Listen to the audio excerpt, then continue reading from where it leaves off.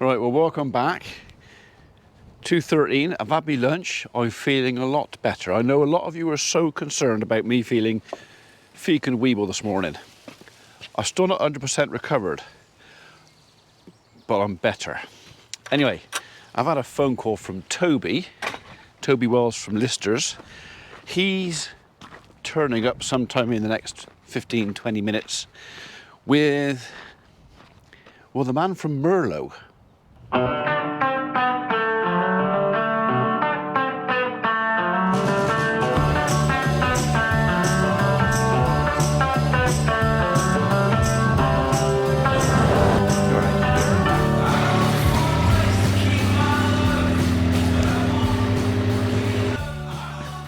Yes, I think we're going to be trying out a green machine as well. I'm not sure when. I've got to finish my thoughts and review and finalise with this thing, which I've got some stuff in my head working around, and I kind of know where I am with this or where this is with me. But we'll come to that later on. In the meantime, we'll wait for Toby and the man from Merlot, and well, we'll see what they got to say. I'm back. It's a bit later. It is a bit later.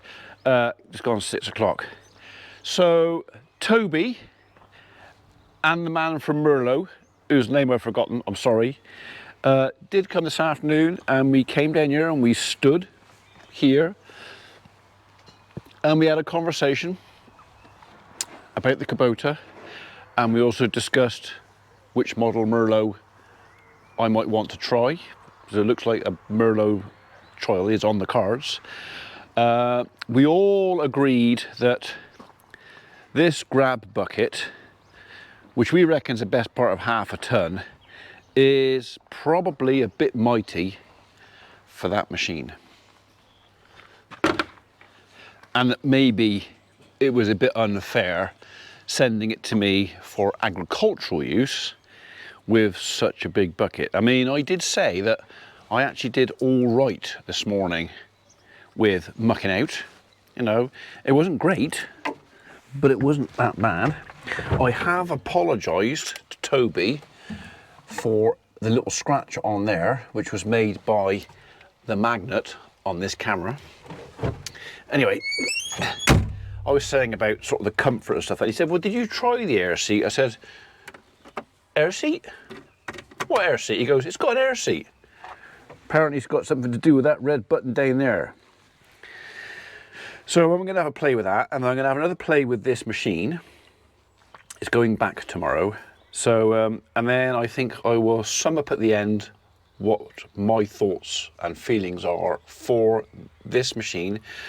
There may be some comparisons which might be a little bit odious to my skid steer, but they are not the same. They are different machines. And I honestly think if somebody had never driven that, or a machine of that age that's not covered in safety features, they would actually think a lot higher than this. This is basically a really good machine. It's nicely put together. It's strong, but it is inherently biased towards safety. It has sensors and things that will stop you doing anything stupid. Okay, I mean, it's not impossible to do something stupid on this, but it's harder than it would be with my Mustang, which has kind of got nothing like that on it. So yeah, so I can't be too unfair for this. This machine is quite capable. It's just that the technology for the health and safety has taken the edge off of that capability. That's my opinion. Right.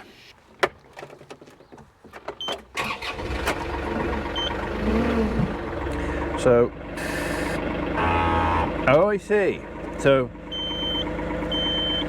let it out, pump it up. Okay, I'll play with that a bit more later on. So, I'm going to go and push up a bit more of my compost heap with this while I got it. I had a go with my skid steer here, doing what we're going to do, and even my skid steer suffered or struggled with it. It is dense, heavy, wet stuff. So Yeah, the last thing I did was with the skid steer. I'm gonna have another go with this, so I can kind of, although it is still a comparison, just, yeah, put it to the test a bit more.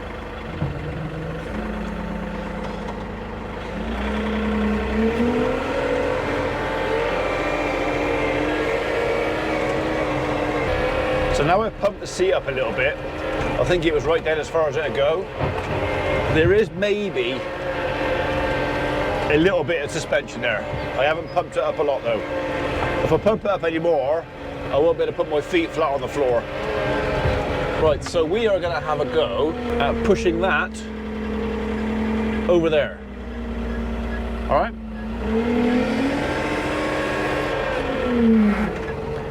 First thing we'll do is we'll out of that.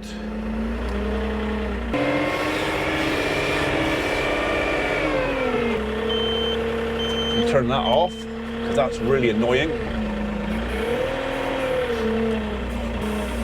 All this is a learning curve of understanding what it will and won't do, can or can't do.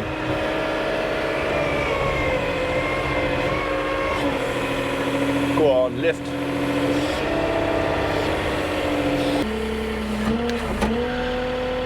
Yeah. So when it all lights like that, I cannot do anything. I can't go up, I can't go down, and I can't tilt. The only thing I can do is boom in. Now the light's gone out, I can, no, boom in. No, I can tip.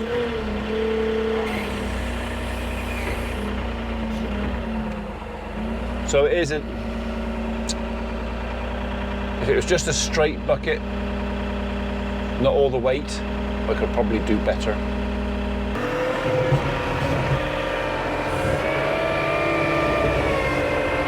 Let's have a bit of diff lock.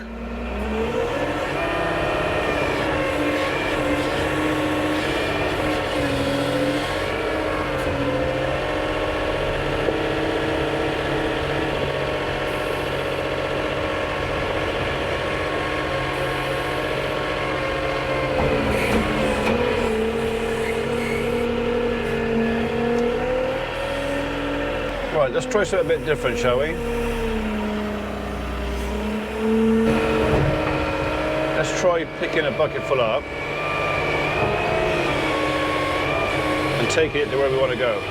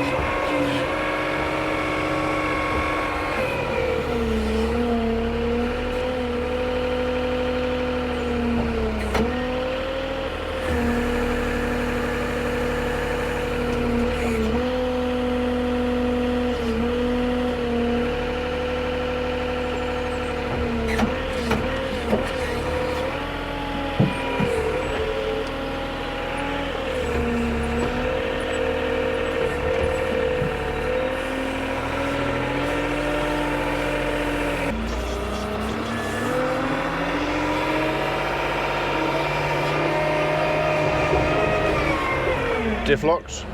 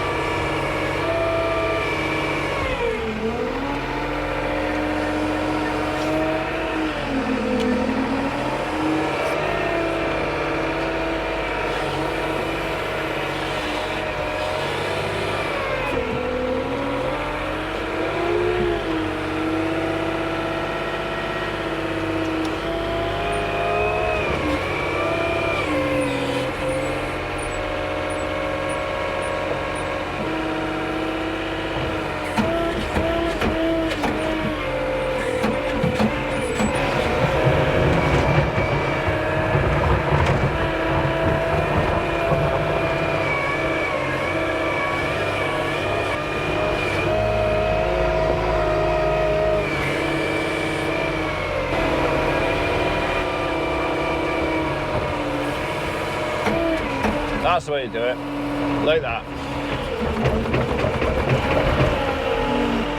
If you can just judge where you are and what you're doing and keep your eye on these little lights here, you can still push a bucket full up.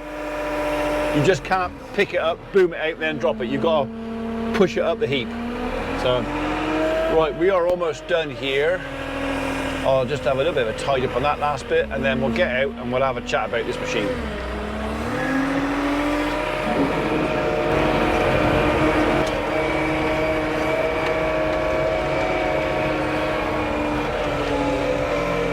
They've chuffed their way through that blinking bale already.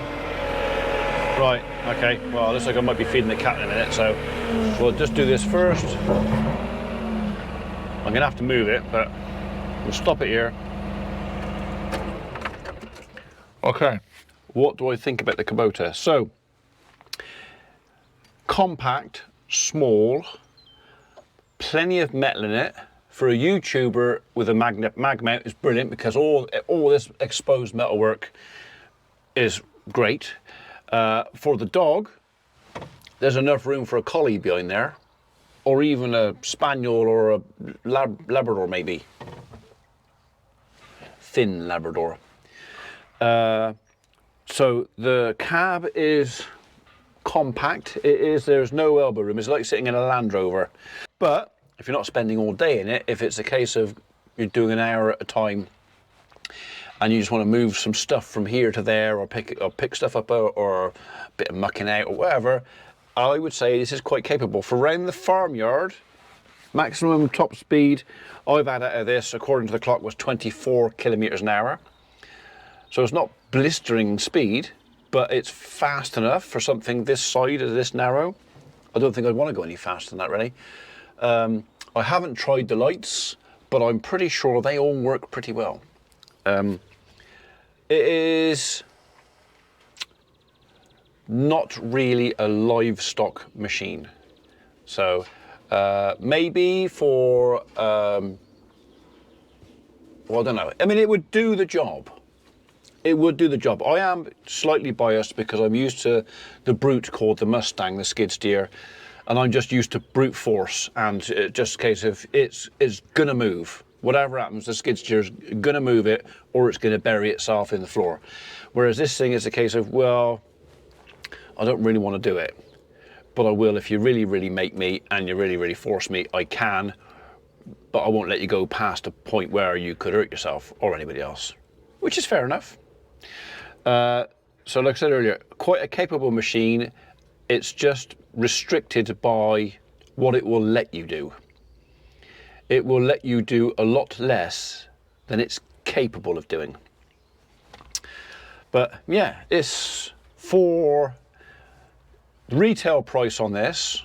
That's retail. That's not what you'll pay if you go to the dealer. You go to the dealer and you have a haggle, but retail on this, £49,000. I'm assuming that's plus VAT. Lot of money. You'd have to find a way of justifying that kind of money. And it's a case of, if it's that or your wife's kitchen, well, it's probably safer to go with a kitchen. So yeah, I mean, I don't dislike it. And if I had nothing else, I would use it and it would do the job. It's just because it's so different to what I'm used to. But this, like I say, so I would say if you a livery yard, for landscapers, for small horticulture units, or I don't know, I mean, some livestock farmers might really appreciate it. So there are some places where you cannot get a big machine, and if you want a compact, really compact, that is probably well worth a look at. But I think here, for me, we've got room for something a little bit bigger than that. I would definitely like a bit more power. I wouldn't mind a little bit more reach. So I don't think this is the one for me. But it was a nice place to start. I mean, start small, work my way up until I find something that suits what we want to do. But yeah, if you're looking for a small, compact telehandler, to get in and out of places. It is definitely nimble. In and out of places where the big ones can't get. As long as you don't want it to lift massive amounts of weight really high, give it a go. Talk to listers or whoever your Kubota dealer is and have a go. So, like I say, Biscuit will be very, very disappointed because I've got to take her bed out of there. She'll be very, very disappointed when this goes away. Merlot man reckons there's enough room in his machine to put her in there as well. We'll see. Will the Merlot get the Biscuit seal of approval?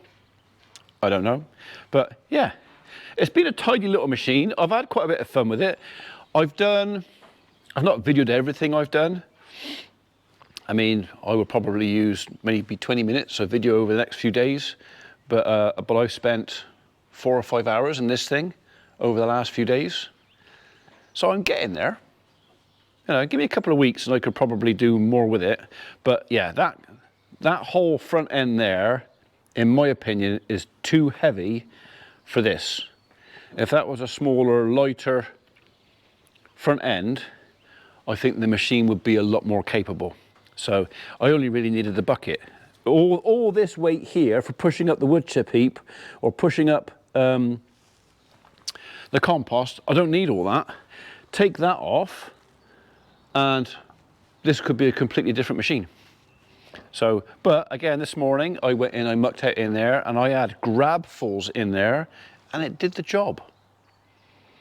I mean, as long as you're not booming out, you can fill that up. It's just if you fill that up and want to boom out, computer says no. So yeah, would I buy one? There's too many other things to look at first and choose from, and I don't think this is going to come top of my list. But like I said, looking for a small compact machine that is reasonably capable, give it a go. Give it a go.